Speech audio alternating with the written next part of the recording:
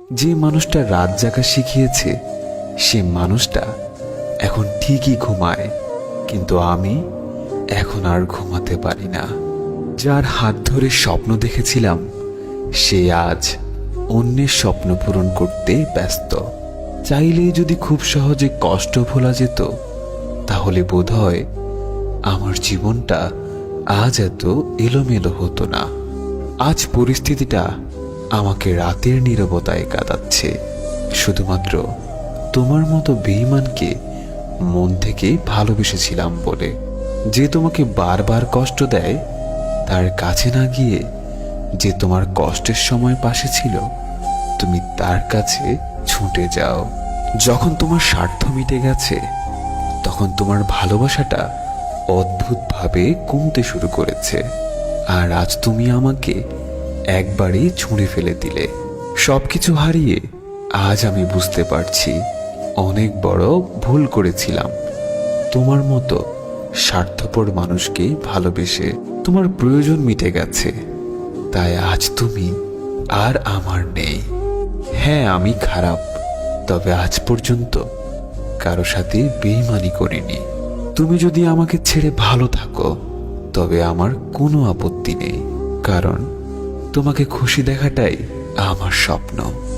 লবণ ছাড়া রান্না যেমন স্বাদহীন, বিশ্বাস ছাড়া সম্পর্ক তেমন মূল্যহীন। ভালোবাসা কখনো আঘাত করে না, আঘাত করে আমাদের অতিরিক্ত আশা।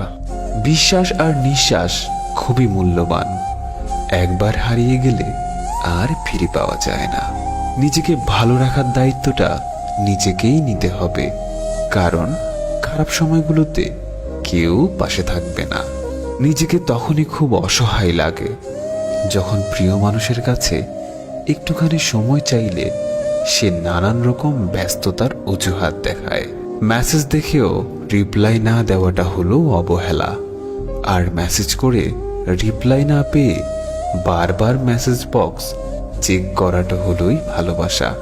সেই মানুষগুলো আমাদের খুব বেশি অবহেলা করে যাদেরকে আমরা খুব ভালোবাসি। কাউকে অতিরিক্ত ভালোবাসা অনেক বড় অপরাধ, আর এই শাস্তি হলো শুধু কষ্ট আর অবহেলা। মানুষ তখনই আপনাকে অবহেলা করা শুরু করবে যখন তার কাছে আপনার প্রয়োজন ফুরিয়ে যাবে। অবহেলা করছিস কর, সবই তো বুঝি, শুধু কিছু বলি না হারিয়ে ফেলার ভয়ে। বেশিরভাগ ক্ষেত্রে ভালোবাসার সম্পর্ক নষ্ট হয় অবহেলা আর মিথ্যে অভিযোগের কারণে। খুব তো বলিস ভালোবাসি ভালোবাসি, তাহলে কেন বুঝিস না তোর একটু অবহেলা আমাকে যে বড্ড কাঁদায়। অনেক কিছুই ছিল বলার, কিন্তু তোমার অবহেলা আমাকে বলতে দিল না। আমাকে এত বেশি অবহেলা করো না, সময়ের ব্যবধানে পাল্টা অবহেলা সহ্য হবে না। অবহেলা নামক শব্দের কাছে হেরে যায় কিছু কিছু অতৃপ্ত ভালোবাসা। এত বেশি অবহেলা করো না, হঠাৎ করেই চলে গেলে শূন্যতা সহ্য করতে পারবে না।